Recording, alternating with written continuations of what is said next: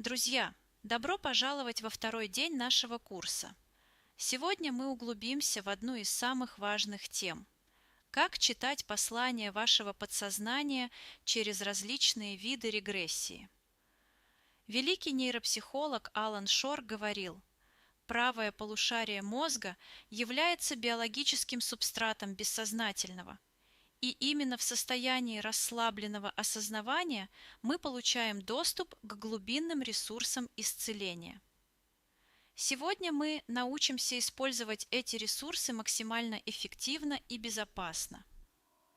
Если вчера мы учились слушать шепот души, то сегодня мы учимся понимать ее полноценную речь. Ваше подсознание – это не молчаливый наблюдатель, а активный участник процесса исцеления, который постоянно подает вам сигналы. Начнем со снов. Итак, что такое регрессия и почему она естественна? Регрессия – это возвращение сознания к более раннему периоду жизни для получения информации, исцеления травм или понимания текущих проблем. Вы когда-нибудь замечали, как неожиданно всплывает детское воспоминание, когда вы чувствуете определенный запах? Или как в моменты стресса вы вдруг начинаете реагировать так же, как в детстве? Это и есть естественная регрессия.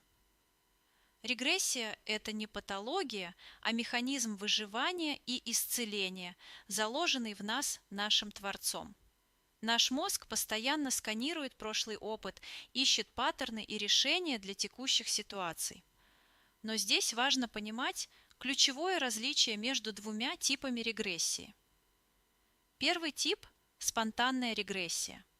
Это естественный процесс, когда воспоминания, эмоции или телесные ощущения из прошлого неожиданно всплывают в сознание без нашего сознательного намерения. Это происходит тогда, когда психика готова к исцелению определенной травмы или паттерна. Признаки спонтанной регрессии включают эмоциональные всплески. Это могут быть внезапные слезы без видимой причины, или необъяснимая злость, или даже страх, или чувство, что эмоция слишком сильная для ситуации. Также это могут быть неожиданные воспоминания из детства. Мысли «я уже это переживал», внезапное понимание связей между прошлым и настоящим. Соматически спонтанная регрессия проявляется через телесные ощущения, не связанные с текущей ситуацией. Вдруг возникает напряжение в теле, изменения в дыхании или сердечном ритме. Поведенческие это реакции, не соответствующие вашему возрасту, или автоматические защитные механизмы и неконтролируемые привычки. Приведу пример из практики. Ирина рассказывала, что во время важной презентации на работе у нее внезапно перехватило дыхание, и она почувствовала себя маленькой девочкой, которая боится отвечать у доски. В тот момент она вспомнила, как в 3 классе учительница жестко раскритиковала ее доклад перед всем классом. Эта травма 30 лет влияла на ее способность публично выступать. Как правильно работать со спонтанной регрессией? Во-первых, не нужно сопротивляться. Когда начинается спонтанная регрессия, не пытайтесь ее остановить словами «это глупо» или «забудь об этом». Ваше подсознание выбрало именно этот момент неспроста. Создайте безопасное пространство.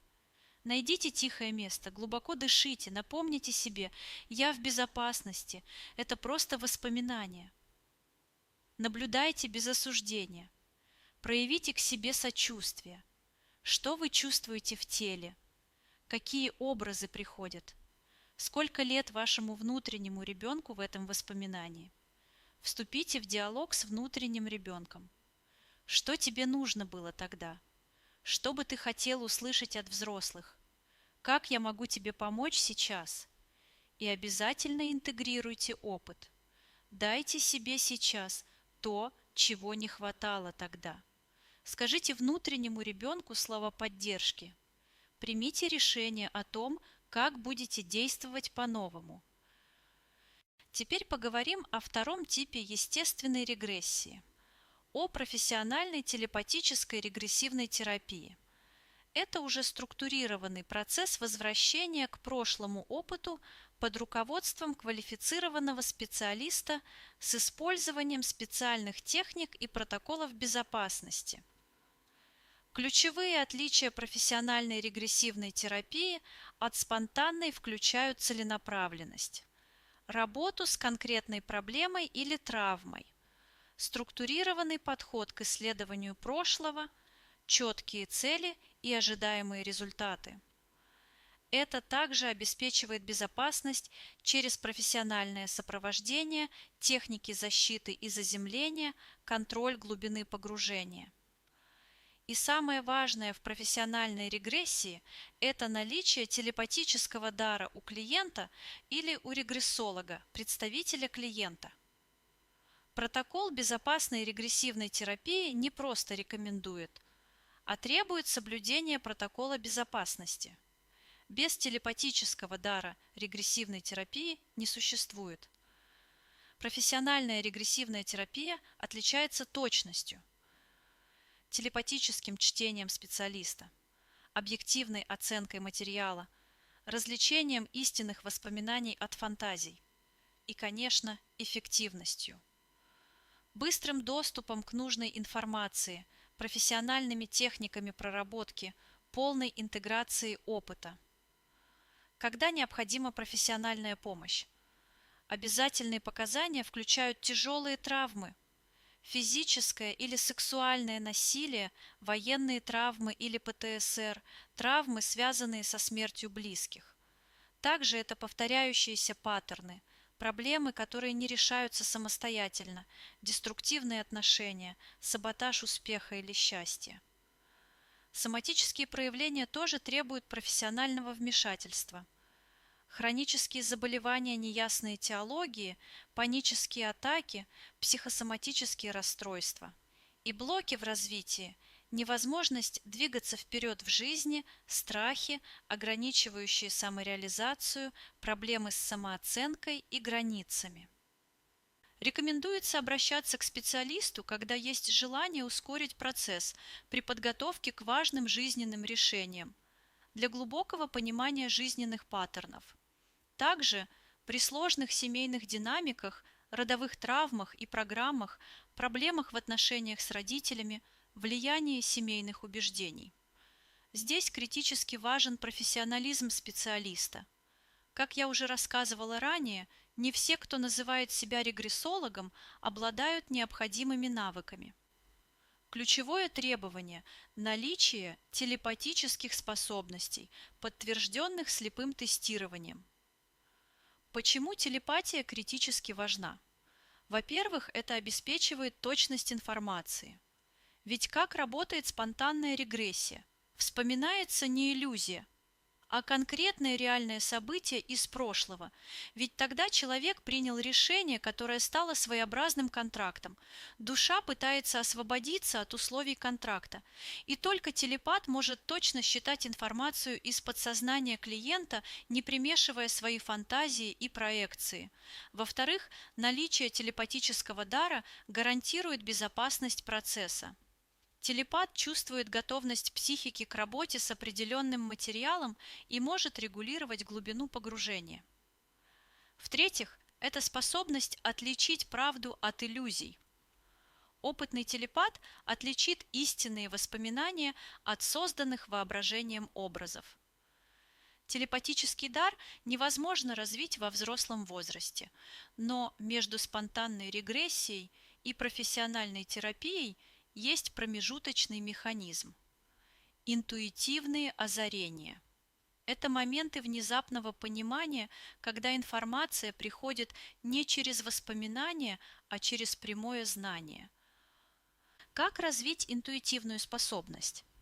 Практикуйте внутреннюю тишину через регулярную медитацию, через моменты созерцания в природе, отключение от информационного шума.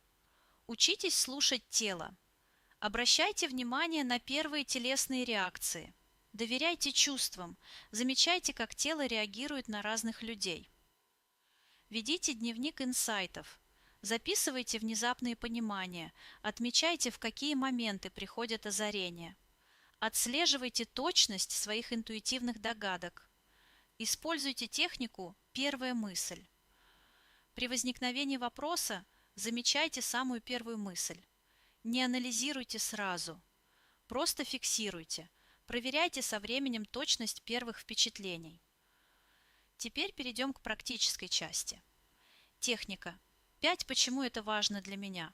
Помогает добраться до глубинных корней проблемы через логический анализ, который часто приводит к спонтанной регрессии. Пошаговая инструкция следующая. Первый шаг. Допустим, у вас есть проблема. Определите ситуацию, которая вас беспокоит, сформулируйте ее четко и конкретно. Второй шаг. Первое «почему?». Спросите себя, почему решение этой проблемы важно для меня? Запишите первый ответ, который приходит в голову. Третий шаг. Углубляемся. Возьмите ваш ответ и снова спросите, почему это важно для меня? Продолжайте до пятого «почему?». Четвертый шаг. Наблюдаем за реакциями. Во время процесса замечайте, какие эмоции возникают, где в теле чувствуете напряжение, всплывают ли воспоминания. И пятый шаг – интеграция. После пятого «почему» часто происходит спонтанная регрессия или озарение. Обязательно дайте себе время прожить эмоции и понять связи. Приведу пример работы с проблемой. Я не могу просить о помощи. Первое «почему?». Почему умение просить помощь важно для меня? Потому что я перегружаюсь и выгораю. Второе «почему?». Почему избежание перегрузки важно для меня?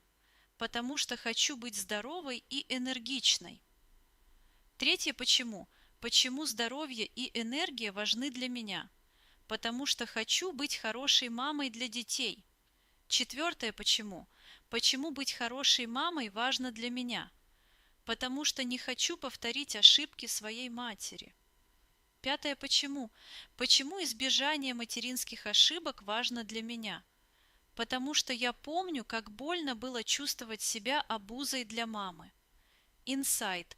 Я не прошу помощь, потому что боюсь стать обузой, как чувствовала себя в детстве с мамой. Когда мы работаем с регрессиями, особенно с тяжелым материалом, критически важно иметь внутренний ресурс, место, где мы чувствуем себя абсолютно безопасно. Место силы – это созданное воображением пространство, где вы чувствуете себя защищенно, сильно и целостно. Это может быть реально существующее место или полностью выдуманное. Создание места силы происходит в несколько этапов. Первый этап – вхождение в расслабленное состояние. Удобно сядьте или лягте, закройте глаза, сделайте 10 глубоких вдохов, почувствуйте, как тело расслабляется. Второй этап – исследование пространства. Представьте место, где чувствуете абсолютную безопасность. Это может быть дом детства, пляж, лес, горы, даже остров. Рассмотрите детали – цвета, звуки, запахи, температура, кто может быть рядом, реальные люди или даже животные. Третий этап – активация ресурсов. Что в этом месте дает вам силу? Какие качества вы чувствуете здесь? Может, мудрость, любовь, защиту? Представьте, как эти качества наполняют каждую клетку тела. Четвертый этап – создание якоря. Выберите физический жест – сжать кулак, положить руку на сердце или ключевое слово «сила», «покой», «дом». Несколько раз повторите жест или слово, находясь в месте силы. Как использовать место силы? Перед сложными разговорами мысленно войдите в место силы, почувствуйте поддержку, активируйте якорь. При работе с травмами, если во время спонтанной регрессии становится тяжело, немедленно переместитесь в место силы. Перед сном программируйте исцеляющие сны из пространства места силы. В стрессовых ситуациях активируйте якорь и почувствуйте мгновенную поддержку. Одна из главных проблем в работе с регрессиями – страх эмоций. Мы боимся провалиться в печаль, злость или страх. Но эмоции– это не враги, а посланники души. Техника «Эмоциональные волны» поможет научиться проживать чувства. Принцип волны заключается в том, что любая эмоция, как океанская волна, имеет нарастание. Эмоция усиливается. Пик– максимальная интенсивность и спад– естественное ослабление. Если не сопротивляться, то любая эмоция проходит от 90 секунд до 20 минут сама. Практическая работа включает 5 шагов. Первый шаг– вызов эмоции. Вспомните недавнюю ситуацию, которая вас расстроила, разозлила или испугала. Второй шаг. Позвольте волне подняться. Не подавляйте эмоцию, дышите глубоко и медленно. Говорите себе «я чувствую злость, грусть или страх, и это нормально». Третий шаг. Наблюдайте в теле. Где чувствуете эмоцию физически? Какого она цвета, размера, температуры? Как она движется в теле? Четвертый шаг. Диалог с эмоцией. Чему ты хочешь меня научить? Что тебе нужно от меня? О чем ты меня предупреждаешь? Пятый шаг. Благодарность. Спасибо за урок. Спасибо за защиту. Я слышу твое послание. Что делать, если эмоция слишком сильная? Используйте техники безопасности. Откройте глаза и посмотрите вокруг. Назовите 5 предметов, которые видите. Почувствуйте ноги на полу. Сделайте 10 глубоких вдохов. Умойтесь холодной водой.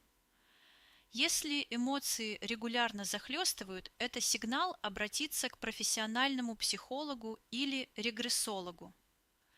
Напишите нам, как у вас все происходит. Домашние практики для второго дня включают ежедневные упражнения. Утром продолжайте альфа-сканирование в постели, фиксацию снов и инсайтов, отслеживание синхроний.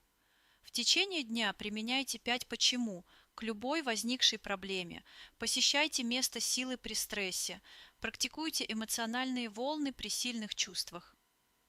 Вечером продолжайте благодарение и очищение. Анализируйте, были ли спонтанные регрессии, программируйте сны для получения ответов. Специальные задания включают ведение дневника паттернов. Записывайте, какие ситуации вызывают сильные эмоции, как вы реагируете на критику, конфликты, неудачи, есть ли связь с детскими воспоминаниями. Исследуйте триггеры, отмечайте моменты, когда реакция кажется слишком сильной, спрашивайте себя, на сколько лет я себя сейчас чувствую, ищите связи между триггерами и прошлым опытом, используйте творческое выражение, рисуйте эмоции и воспоминания, записывайте автоматические мысли, двигайтесь так, как просит тело. Что ожидать от второго дня? Возможные эмоциональные реакции включают всплески детских эмоций, неожиданные слезы или смех, чувство облегчения после проживания эмоций. Ментально могут появиться внезапные воспоминания, инсайты о связях между прошлым и настоящим, ясность относительно жизненных паттернов. Физически возможно расслабление в зажатых областях, изменения в дыхании, ощущение разрядки в теле. Духовно может прийти чувство возвращения к себе, сострадание к своему внутреннему ребенку, ощущение целостности. Признаки прогресса включают то, что вы легче замечаете связи между прошлым и настоящим. Эмоции не кажутся такими пугающими. Растет доверие к собственным ощущениям. Появляется любопытство к своим реакциям. Улучшается способность к самосостраданию. Сегодня вы сделали важный шаг. Научились различать спонтанную регрессию и профессиональную терапию, освоили техники работы с эмоциями и создали внутренний ресурс силы. Помните, ваше подсознание – мудрый союзник, который показывает именно то, с чем вы готовы работать. Доверяйте процессу, но не забывайте о безопасности. Завтра мы перейдем к еще более продвинутым техникам. Вы готовы к следующему уровню мастерства? Спокойной ночи, и пусть ваши сны принесут исцеление.